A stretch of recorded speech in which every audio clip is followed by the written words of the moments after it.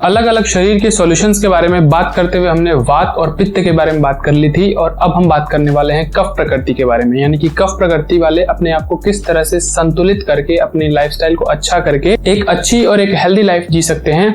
अगर आपने पहले की वीडियोस नहीं देखी है, इनके लक्षण वगैरह नहीं देखे हैं, तो पहले उन सभी वीडियोस को देखिए, तब जाकर ये वीडियो समझना बहुत ही आसान हो जाएगा। तो आइए बिना समय गवाए इस वीडियो को शुरू करते हैं।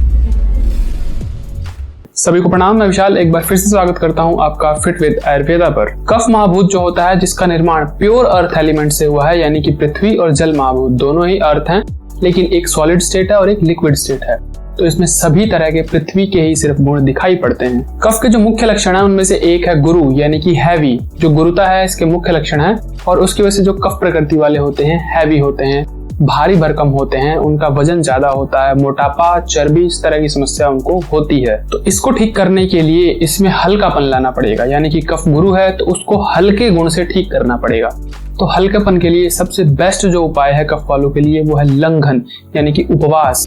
इनको उपवास करना चाहिए, जो इनके लिए काफी अच्छा होता है, क्योंकि कफ की अधिकता की वजह से इनकी अग्नि मंद होती है, पाचन कमजोर होता है, और जितना ये लंघन या उपवास करते हैं, यानी कि भूख प्यास को थोड़ा बर्दाश्त करते हैं, तो अग्नि उतनी ही ज्यादा तीक्ष्ण हो जाती है या तेज हो जाती है, जिससे इनका डाइजेशन काफी अच्छा हो जाता है। और जब थोड़ा भूख और प्यास को बर्दाश्त किया जाता है, उपवास किया जाता है, तो एक्स्ट्रा जो फैट होता है शरीर से अग्नि उनका पाचन करती है, एक्स्ट्रा क्लेद, एक्स्ट्रा जल जो होता है, कफ जो होता है एक्स्ट्रा, उनको सुखाती है, और इस तरह से इनकी डाइजेस्टिव फायर भी अच्छी होती है और इनकी शेप जो है वो मेंटेन बनी रहती है। और कफ को सुखाने के लिए या आयुर्वेद के अनुसार जो कफ की एक बेस्ट दवा की बात करूं तो वो है हनी, यानी कि शहद। शहद में रुक्ष गुण होता है, रूखापन होता है, और कफ के ऊपर काफी प्रभावशाली होती है, इसलिए कफ वालों को विशेषकर शहद का प्रयोग करना चाहिए। सुबह सुबह 1 चम्मच शहद लेकर के 1-2 काली मिर्च का चूर्ण या कहें कि 1 पीपली का चूर्ण उसमें मिला लेना चाहिए, और इनको खाली पेट सेवन करना चाहिए। ये डाइजेस्टिव फायर को भी इम्प्रूव करता है और एक्स्ट्रा कफ को सुखाता है। कफ का एक और विशेष गुण होता है जो है मंद, यानी कि स्लो। ये काफी स्लो होते हैं, यानी कि इनकी चाल ढाल धीमी होती है, चलना फिरना ये सब धीमे धीमे चलते हैं, धीमे धीमे बोलते हैं, धीमे खाते हैं, और आलस से इनका स्वभाव होता है। थोड़ा लेटे पड़े रहना, सोए सोए बैठे बैठे हर काम को करना, यानी कि थोड़ा आलसी स्वभाव इनमें आ जाता है, वो कफ के गुण के कारण। साथ ही साथ इनकी बुद्धि भी स्लो होती है, धीरे धीरे चीजें समझ में आती हैं, कई बार समझाने पे ये समझते हैं, जिसको हम मंद बुद्धि अक्सर कह दिया करते हैं। तो ये जो कफ के गुण होते हैं, इसको हम थोड़ा फास्ट या स्पीड वाली चीजों से ठीक कर सकते हैं। जैसे मंद यानी कि धीमा, स्लो का उल्टा जो होता है फास्ट। तो फास्ट में इनके लिए सबसे बेस्ट जो चीज आती है वो होती है व्यायाम या एक्सरसाइज। जो कार्डियो एक्सरसाइज होती हैं, या कहें कि रनिंग होती है, सिटअप्स होते हैं, पुशअप्स होते हैं, थोड़ा हैवी वेट लिफ्ट वगैरह करना, ये सब होता है कफ वालों के लिए बहुत ही अच्छा होता है, क्योंकि कफ वालों में स्ट्रेंथ बहुत ज्यादा होती है। इनके अंदर काफी फिजिकल स्ट्रेंथ अच्छी होती है, जिसके कारण ये व्यायाम भी अच्छी मात्रा में कर सकते हैं, और इसीलिए इनको व्यायाम भी करना चाहिए कि इनकी बॉडी भी जो है मेंटेन रहती है, इनके अंदर फुर्ती बनी रहती है। जो ये आलस या स्लो नेचर जो होता है इनका, ये इससे बैलेंस हो जाता है। कफ का एक और विशेष गुण होता है शीत, यानी कि ठंडक। और कफ वालों को ठंड से बहुत समस्या होती है, इनकी बॉडी स्टिफ हो जाती है, अकड़ जाती है, या सर्दी जुकाम इत्यादि की समस्या इनको अक्सर होती रहती है, नजला, साइनस, ये सब समस्या इनको होती है। तो इस शीत गुण को बैलेंस करने के लिए हमें गर्म चीजों का प्रयोग करना चाहिए। कफ वालों को विशेषकर थोड़ा गर्म ही चीजों का प्रयोग करना चाहिए, जैसे भोजन वगैरह थोड़ा गर्मा गर्म खा लेना चाहिए, ठंडा करके या शीतल करके भोजन का प्रयोग नहीं करना चाहिए। थोड़ा गर्मा गर्म खाना खा लें, गर्मा गर्म पानी पिए, थोड़ा गुनगुना पिए, भले गर्मियों में ना पिए, गर्मियों में नॉर्मल पानी पीना चाहिए, फ्रिज इत्यादि का या काफी बर्फ डला हुआ ठंडा पानी इनको नहीं पीना चाहिए। और इनको उष्णवीर यानी कि हॉट पोटेंसी, जो गर्म भोजन होते हैं उनका प्रयोग करना चाहिए, जैसे लहसुन इत्यादि का विशेषकर इनको प्रयोग करना चाहिए, या गर्म मसाले जो हमारे किचन में होते हैं, जैसे तेज पत्र वगैरह जो होता है, या जो किचन में गर्म मसाले होते हैं, वो सभी कफ वालों के लिए बेस्ट होते हैं। जैसे अजवाइन वगैरह जो होती है इनके लिए काफी अच्छी है, हींग इनके लिए काफी अच्छी है, काली मिर्च वगैरह जो गर्म चीजें होती हैं, या लौंग वगैरह, ये सभी इनके लिए बहुत ही अच्छी होती है।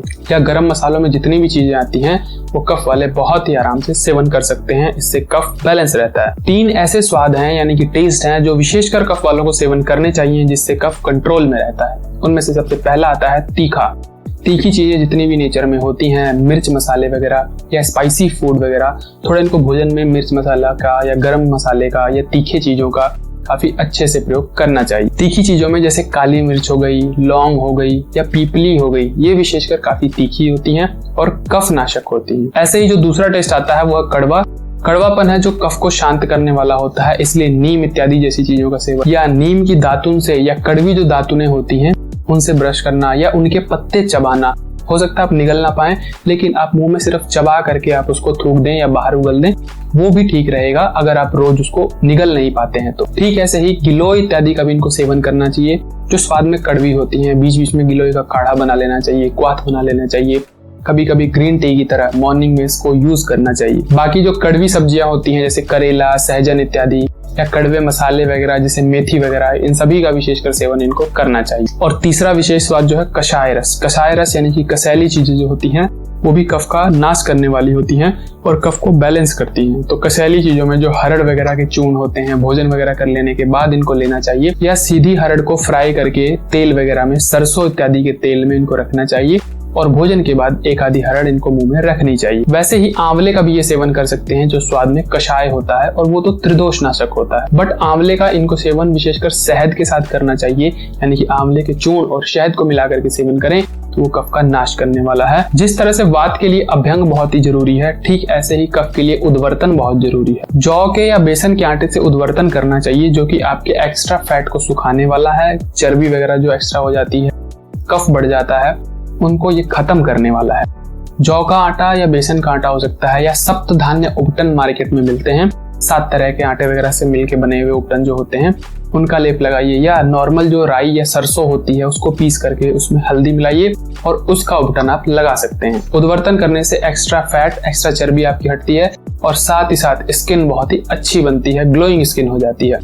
और उद्वर्तन करके आप 15 से 20 मिनट बाद नहा सकते हैं। बात करें पंचकर्म चिकित्सा की तो कफ वालों के लिए सबसे बेस्ट है चरक के अनुसार वमन कराना, यानी कि कुछ जल इत्यादि पिला करके जो एक्स्ट्रा कफ हमारे आमाशय में भर जाता है, एपिगेस्ट्रम में हो जाता है, उसको जल इत्यादि पिला करके वापस उल्टी के माध्यम से बाहर किया जाता है, जिसके साथ सारा कफ हमारे शरीर से निकल जाता है जो बढ़ा हुआ कफ होता है। कफ का एक और गुण है वो है स्निग्धता, यानी कि चिकनापन। ये ऑयली होता है तो इसके लिए इसके विपरीत गुण यानी कि रुक्ष चीजों का प्रयोग करना चाहिए। रुक्ष चीजों में सबसे बेस्ट है शहद यानी कि हनी का प्रयोग इनको विशेष करके करना चाहिए।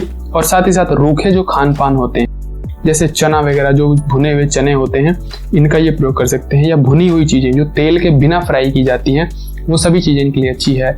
जो मुरमुरे या धान वगैरह के जो लावा होते हैं या जौ के जो भुने हुए लावा होते हैं, ये सभी इनके लिए अच्छे हैं। कफ वालों के लिए विशेषकर मद का सेवन बतलाया गया है। मद या मदिरा जिसको कहा जा सकता है, यानी कि अल्कोहल से इसको रिलेट कर सकते हैं, लेकिन आज के समय में मिलने वाला जो अल्कोहल है जो दुकानों पर मिलता है वो नहीं, आयुर्वेदिक विधि से बने हुए जो चीजें होती हैं उनकी बात की जा रही। तो एक लिमिटेड क्वांटिटी में मद का सेवन करना कफ वालों के लिए काफी अच्छा होता है, क्योंकि ये उष्ण प्रकृति का है, गर्म होता है, तीक्ष्ण होता है, छेदन भेदन करने वाला होता है, कफ को तोड़ करके हटाने वाला होता है। तो मद का सेवन एक लिमिटेड क्वांटिटी में करना कफ वालों के लिए अच्छा है। अगर आयुर्वेद की बात करें तो आयुर्वेद में मिलने वाले जो आसव और अरिष्ट होते हैं, ये सभी मद के अंतर्गत ही कंसीडर किए जाएंगे। तो इनका सेवन अपनी समस्या अनुसार आपको करना चाहिए। कफ वालों को विशेषकर ध्यान रखना चाहिए कि उनको कम से कम सोने का प्रयास करना चाहिए, यानी कि दिन में शयन तो कफ वालों को बिल्कुल नहीं करना चाहिए, क्योंकि कफ जितना आप सोएंगे या स्थिर रहेंगे वो उतना ही शरीर में बढ़ता है। तो इसलिए दिन में कम सोएं और रात्रि में थोड़ा अधिक लेट सोना या जागना थोड़ी देर रात में। जो रात भर पढ़ने वाले लोग होते हैं तो वो जो कफ वाले जो होते हैं ना, 12-1 बजे तक आराम से जग सकते हैं, फिर सुबह 6-7 बजे उठ जाएं। इस तरह से मैक्सिमम 6 घंटे तक सोना इनके लिए काफी अच्छा है। दिन में बहुत ही कम सोने का इनको प्रयास करना चाहिए, क्योंकि जितना सोएंगे तो इनके शरीर में आलस और कफ दोनों ही बढ़ेगा। इनको एक बात का ध्यान रखना चाहिए कि कफ मंद होता है तो इनको स्लो करता है। तो कोई भी एक्टिविटी अगर ये परफॉर्म कर रहे हैं तो थोड़ा इनको हलन चलन में रहना चाहिए। ये नहीं कि पढ़ रहे हैं तो लेट गए हैं, बस ऐसी किताब ऐसे उठा ली है और पढ़ते जा रहे हैं, तो वो उससे क्या होगा कि अंदर कफ की वृद्धि और हो जाएगी। या कोई काम मिला है तो लेट के कर रहे हैं, सो के कर रहे हैं, आराम से बैठ के कर रहे हैं, तो उस तरह से कफ की वृद्धि इनके शरीर में और अधिक हो जाएगी। लेकिन वहीं ये थोड़ा सा सचेत रहें तो बिल्कुल सीधा बैठ के, या कहें कि थोड़ा टहल के पढ़ सकते हैं, थोड़ा चल के पढ़ सकते हैं, तो इनका फोकस भी बना रहेगा उसके ऊपर और इनका जो कफ है वो भी कंट्रोल या बैलेंस रहेगा। कफ वाले जो होते हैं विशेषकर दिमाग का थोड़ा खर्च कम करते हैं। कम का अर्थ होता है कि कम दिमाग चलाते हैं, बहुत सोच विचार नहीं करते, किसी चीज का तनाव टेंशन उतना नहीं लेते हैं। जो हो रहा है होने दो, ये अपने अंदर मस्त रहते हैं। तो इस बात का इनको थोड़ा ध्यान रखना चाहिए कि किसी चीज को थोड़ा सीरियस कंसीडर करना चाहिए, उस पे ज्यादा से ज्यादा तनाव नहीं लें, तो सोच विचार जरूर करें। 100 बार उस पे मंथन करें, चीजों को बार बार सोचें, विचारें, किस तरह से ये काम होगा, किस तरह से नहीं होगा, क्या क्या इसके रिजल्ट्स आएंगे, मतलब जिस भी तरह से अपनी बुद्धि के घोड़े को थोड़ा दौड़ाएं, जो कि कफ वालों के लिए अच्छा रहता है। कफ के अंदर स्ट्रेंथ बहुत अच्छी होती है, इनकी शारीरिक क्षमता बहुत अच्छी होती है, ठीक वैसे इनकी सेक्सुअल पावर भी बहुत अच्छी होती है। तो इसलिए जो चरक संहिता इत्यादि है, जो आयुर्वेद के ग्रंथ हैं, वो ऐसा कहते हैं कि शरीर में जो एक्स्ट्रा बढ़ा हुआ कफ है, तो थोड़ी बहुत सेक्सुअल एक्टिविटी परफॉर्म करने से ही वो शरीर में कम हो जाता है या बैलेंस हो जाता है। तो इसलिए मैथुन कर्म का विधान अपनी क्षमता अनुसार कफ वालों को थोड़ा सुझाया गया है। फिर विशेषकर इनको किस चीजों से बच के रहना चाहिए, तो उसमें है गुरु आहार, यानी कि भारी भरकम भोजन, जो गरिष्ठ भोजन होते हैं। खाते ही शरीर में आलस और तंद्रा बढ़ जाती है, कफ शरीर में बढ़ जाता है। जैसे कि दूध और दूध से बने पदार्थ जो होते हैं, मिल्क प्रोडक्ट जितने भी होते हैं, दूध हो गया, दही हो गया, या पनीर, मक्खन, खोया, ये जितनी भी चीजें होती हैं, चॉकलेट, आइसक्रीम, ये सभी चीजें शरीर में कफ को बढ़ाने वाली हैं और इनका सेवन कम से कम कफ वालों को करना चाहिए।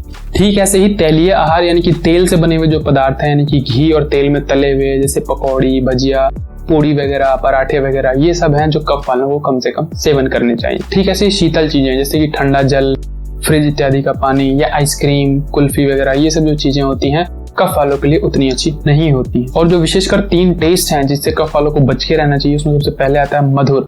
जितनी भी मीठी चीजें होती हैं, गुड़, चीनी, शक्कर, ये सब चीजें, या मिठाइयाँ वगैरह जो होती हैं, कफ वालों के लिए उतनी अच्छी नहीं होती हैं, इनसे इन्हें परहेज रखना चाहिए। साथ ही साथ जो खट्टे फल होते हैं, जैसे इमली वगैरह, या खट्टी चीजें होती हैं, कच्चे आम होते हैं जो कि खटास रखते हैं जिनके अंदर, तो वो सभी कफ को बढ़ाने वाले होते हैं। या सिट्रस जो फूड होते हैं, संतरा वगैरह इस तरह के, तो वो सभी कफ को बढ़ाते हैं। इनका सेवन इनको कम से कम करना चाहिए। ठीक ऐसे ही नमक के भी सेवन से कफ की वृद्धि होती है। तो एक्सेस में, भोजन में जो डल गया, उसके अलावा एक्सेस में नमक इनको नहीं लेना चाहिए, या अधिक नमकीन चीजों का सेवन भी नहीं करना चाहिए। तो इस प्रकार की लाइफस्टाइल अगर कफ वाले रखते हैं, थोड़ा थोड़ा सीजन के हिसाब से वेरी करता है, जैसे सर्दियों में कफ बहुत अधिक बढ़ जाता है, तो उस समय इन सब चीजों का विशेषकर सेवन करना चाहिए। थोड़ा गर्मियों में प्राकृतिक तौर पे कफ कम हो जाता है, शुष्कता बढ़ जाती है, ड्राइनेस बहुत बढ़ जाती है एटमॉस्फेयर में, तो उस हिसाब से इसका मध्यम मार्ग से पालन करना चाहिए। तो इसी तरह से आगे मिलेंगे और भी प्रकृति के सॉल्यूशन के साथ। आज के लिए विदा लेते हैं, सादर प्रणाम।